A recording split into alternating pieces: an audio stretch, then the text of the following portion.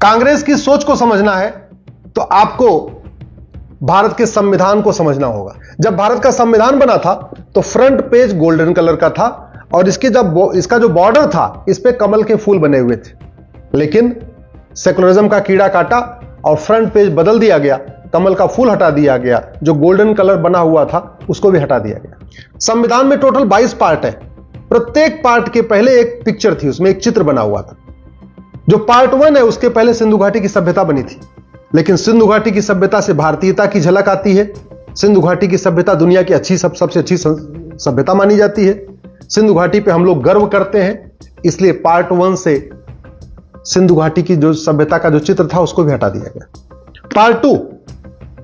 Part 2 जो citizens का है, पार्ट 2 सिटीजन से संबंधित है। उसमें सिटीजनशिप एक्ट बनेगा। आर्टिकल 5 से लेकर आर्टिकल 11 तक पार्ट 2 कहलाता है। आपको जानते हैं उसमें गुरुकुल बना हुआ था। लक्ष्य यह था कि भारत के सभी लोग गुरुकुल शिक्षा पद्धति से आगे बढ़ें, गुरुकुल शिक्षा को अपनाएं, लेकिन संविधान के पार्ट 2 से गुरुकुल का चित्र भी हटा दिया था। पार्ट 3 जिसको हम फंडामेंटल राइट कहते हैं, वहां पे पुष्पक विमान पे भगवान राम, लक्ष्मण और सीता सवार थे। आप जरा सोचिए, पार्ट 3 में फंडामेंटल राइट की खूब चर्चा होती है, लेकिन पार्ट 3 से भगवान राम, लक्ष्मण और सीता जी का चित्र भी हटा दिया गया। मुझे तो कई बार लगता है कि जो सेकुलरिज्म आया, सेकुलर शब्द आया है 1977 में, इसकी फाउंडेशन नेहरू जी रख के गए थे। क्योंकि अगर ये 22 चित्र होते संविधान में तो शायद इंदिरा गांधी सेकुलर शब्द जोड़ नहीं पाती। इसलिए नेहरू जी ने पहले चित्र हटाया संविधान के और बाद में इंदिरा गांधी ने उसमें सेकुलर शब्द जोड़ा। Part 4 directive principles of state policy, उसमें कुरुक्षेत्र में अर्जुन को भगवान कृष्ण उपदेश दे रहे हैं। मैसेज क्या देना था कि सरकारें भी एकदम धर्म निष्ठा के साथ काम करें। Directive principles of state policy यही कहता है कि सरकार को क्या क्या करना है। उसमें एक आर्टिकल दिए हुए हैं, आपको नशाबंदी करना है, आपको शराबबंदी करना है, आपको सबको रोटी कपड़ा मकान देना है, आपको गौहत्या पे प्रतिबंध लगाना। ये सब डायरेक्टिव प्रिंसिपल का पार्ट है। वहां पे भगवान कृष्ण की फोटो, अर्जुन की फोटो, कुरुक्षेत्र की फोटो, लेकिन कांग्रेस ने उसको भी हटा दिया। पार्ट 5 गौतम बुद्ध जी की फोटो है और वो ज्ञान दे रहे हैं सबको। पार्ट 5 से गौतम बुद्ध जी की फोटो हटा दिया। पार्ट 6 हमारे 24वें तीर्थंकर भगवान महावीर की फोटो थी, कांग्रेस ने भगवान महावीर की फोटो भी हटवा दिया। पार्ट 7 सम्राट अशोक और बौद्ध भिक्षु आपस में बैठ के चर्चा कर रहे हैं, उनकी फोटो थी। पार्ट 7 से सम्राट अशोक, बौद्ध भिक्षुओं की फोटो भी हटा दिया। पार्ट 8 हनुमान जी का चित्र है। हनुमान जी सीता की तलाश में निकले हुए हैं, आसमान में है। वो पिक्चर बनी हुई थी पार्ट 8 के पास। हनुमान जी को अष्टसिद्धि नवनीत के दाता, असबर दीन जानकी माता। अगर यह हनुमान जी का चित्र होता तो सेकुलर शब्द नहीं आता, इसलिए नेहरू जी ने हनुमान जी का चित्र भी हटवा दिया। पार्ट 9 सिंहासन 32 पे राजा विक्रमादित्य बैठे हुए हैं और राज कर रहे हैं, वहां न्याय कर रहे हैं। पार्ट 9 सिंहासन 32 भी गायब कर दिया, राजा विक्रमादित्य का भी गायब कर दिया, वो पूरा पेज ही गायब कर दिया। पार्ट 10 नालंदा विश्वविद्यालय, जिसको बख्तियार खिलजी ने जलाया था, उसकी पिक्चर बनी हुई थी। लक्ष्य था सबको यह बताना कि दुनिया का सबसे बढ़िया विश्वविद्यालय हमारे पास था। दुर्भाग्यवश नालंदा विश्वविद्यालय की फोटो भी गायब कर दी गई। पार्ट 10 के पहले से वो भी गायब कर दिया। पार्ट 11 राजा भरत, जिनके नाम पे हमारे देश का नाम भारत है, उनकी फोटो थी। ये जो इंडिया इंडिया चिल्ला रहे हैं ना, इसकी तैयारी नेहरू जी ने पहले कर लिया था। इनको इंडिया से बहुत लगाव है, नेहरू जी को भी इंडिया से बहुत लगाव था, इसलिए इन्होंने राजा भरत की फोटो गायब कर दिया। पार्ट 11 के पहले राजा भरत की फोटो थी। पार्ट 12 नटराज के रूप में भगवान शिव की फोटो थी। अभी हम लोग ज्ञानवापी का मुकदमा लड़ रहे हैं, ज्ञानवापी को मुक्ति के लिए संघर्ष कर रहे हैं, भारत में और भी मठ मंदिरों को मुक्त करने के लिए संघर्ष कर रहे हैं। नेहरू जी ने पार्ट 12 से भगवान शिव की जो नटराज के रूप में मूर्ति थी, जो चित्र था, उसको भी गायब करा दिया। पार्ट 13 राजा भगीरथ और गंगा जी का अवतार। आपने बहुत सारी देखे होंगे, बहुत सारे पिक्चर देखे होंगे जिसमें गंगा जी ऊपर से उतर रही हैं, राजा भगीरथ नीचे बैठे हुए हैं। वो पिक्चर थी पार्ट 13 के पहले, उसको भी गायब करा दिया।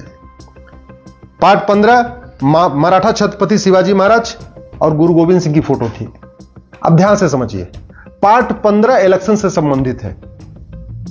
इलेक्शन से पहले जो चैप्टर पार्ट 15 है वो इलेक्शन से रिलेटेड है, और उसके पहले छत्रपति शिवाजी की फोटो और गुरु गोविंद सिंह की फोटो।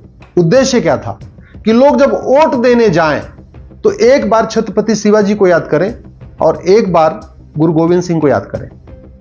छत्रपति शिवाजी नहीं होते, गुरु गोविंद सिंह नहीं होते तो आपको वर्तमान भारत देखने को नहीं मिलता। आज वो जो वर्तमान है ये किसी नेता अभिनेता के कारण नहीं है, वास्तव में छत्रपति शिवाजी महाराज के कारण है, गुरु गोविंद सिंह के कारण है। अगर छत्रपति शिवाजी महाराज नहीं मुगलों को नहीं रोका होता तो भगवान जाने क्या होता। गुरु गोविंद सिंह ने सिख पंथ की स्थापना नहीं किया होता तो भगवान जाने क्या होता। बस आप कल्पना कर सकते हैं। इसलिए उनकी फोटो रखी गई थी कि वोट देते समय हमेशा छत्रपति शिवाजी को याद करो, गुरु गोविंद सिंह को याद करो। जाति के आधार पर वोट मत करो, भाषा के आधार पर वोट मत करो, क्षेत्र के आधार पर वोट मत करो, बल्कि राष्ट्र को सबसे ऊपर रख के वोट करो। लेकिन छत्रपति शिवाजी महाराज की फोटो गायब कर दिया, गुरु गोविंद सिंह की फोटो गायब कर दिया। पार्ट 16 रानी लक्ष्मीबाई की फोटो थी, कांग्रेस ने, नेहरू जी ने वो फोटो भी हटवा दिया। पार्ट 17 में नमक कानून के खिलाफ डांडी मार्च था। पार्ट 19 में आजाद हिंद फौज को सैल्यूट कर रहे हैं नेताजी। सोचिए नेताजी से कितनी नफरत थी। कई बार तो मुझे लगता है शायद नेताजी की फोटो हटवाने के चक्कर में बाकियों की फोटो भी हटवा दिया, ये भी हो सकता है। और या तो बाद में सेकुलर शब्द ले आना है, संविधान के बेसिक स्ट्रक्चर को बदलना है। भाई सेकुलर शब्द डाल के प्रीएम्बल में एक तरीके से कॉन्स्टिट्यूशन के बेसिक स्ट्रक्चर को बदल दिया। ये प्लानिंग लगता है नेहरू जी ने उसी समय कर लिया था। उनको पता था कि अगर इसमें ये 22 के 22 अगर इसमें पिक्चर बनी रहेगी संविधान में तो शायद वो बाद में उसमें सेकुलर शब्द जोड़ नहीं पाएंगे। इसलिए नेहरू जी ने पहले पिक्चर को ही हटवा दिया, जिससे इंदिरा जी का रास्ता क्लियर हो गया कि भाई ठीक है उसमें सेकुलर शब्द जोड़ ले। पार्ट 20 में हिमालय पर्वत खड़ा है। पार्ट 21 में रेगिस्तान था और उसमें ऊंट सजे हुए थे। पार्ट 22 में समुद्र में लहरों से टकरा रहा था जहाज। ये सब फोटो भारतीयता को मजबूत करने वाले, भारत की संस्कृति को प्रतिबिंबित करने वाले थे, भारत के संस्कार, भारतीय परंपरा को आगे बढ़ाने वाले फोटो थे। अगर ये संविधान में हमारे होते तो कांग्रेस की सरकार कभी इसमें सेकुलर शब्द नहीं जोड़ पाती। अगर ये 22 के 22 चित्र हमारे संविधान में होते तो आज जो सेकुलरिज्म का नंगा खेल चल रहा है, जो सेकुलरिज्म के नाम पे अपीजमेंट हो रहा है, तुष्टीकरण हो रहा है, शायद ये नहीं होता। इसलिए मैं आपसे निवेदन करता हूं, अगर वास्तव में आपको देश से प्रेम है, आपको भारत से प्रेम है, भारत की संस्कृति से प्रेम है, तो आप अपने अपने सांसद विधायक से मिलकर कहिए कि जो 22 पिक्चर बने हुए थे संविधान में उनको फिर से बहाल किया जाए, उनको फिर से लागू किया जाए। हमारे ये संविधान भारत का है, इसलिए ये संविधान में प्रत्येक पार्ट के पहले भारतीय दर्शन, भारतीय परंपरा, भारतीय रीति रिवाज, भारतीय ज्ञान विज्ञान को बढ़ाने वाले महापुरुषों की फोटो होनी चाहिए, भगवान विष्णु की फोटो होनी चाहिए, भगवान शंकर की फोटो होनी चाहिए, भगवान राम की फोटो होनी चाहिए, भगवान कृष्ण की फोटो होनी चाहिए। और ये सब फोटो थी पहले, भगवान शंकर की फोटो थी, भगवान कृष्ण की फोटो थी, भगवान राम की फोटो थी, भगवान हनुमान जी की फोटो थी, सब फोटो थी। तो वो फोटो क्यों नहीं होनी चाहिए वापस में? संविधान भारत का है ना, ये यूरोप का संविधान थोड़ी है या अरब का संविधान नहीं है कि कहीं विदेश का संविधान तो है नहीं। अगर हमारा संविधान है तो हमारे महापुरुषों की फोटो होनी चाहिए, हमारे देवी देवताओं की फोटो होनी चाहिए। उससे वास्तव में भारत की संस्कृति भी मजबूत होगी, भारत की संस्कृति का प्रचार प्रसार भी होगा। इसलिए मैं प्रधानमंत्री जी से निवेदन करता हूं, एक कमेटी बनाइए और फिर से वो जो चित्र थे इसमें उनको रिस्टोर करिए, उनको फिर से बहाल करिए, उनको फिर से इसमें हमारे संविधान में डालिए। फिर से आप इसमें हड़प्पा मोहनजोदड़ो की पिक्चर लगाइए, फिर से रामकृष्ण की फोटो लगवाइए, फिर से शंकर जी हनुमान जी की फोटो लगाइए।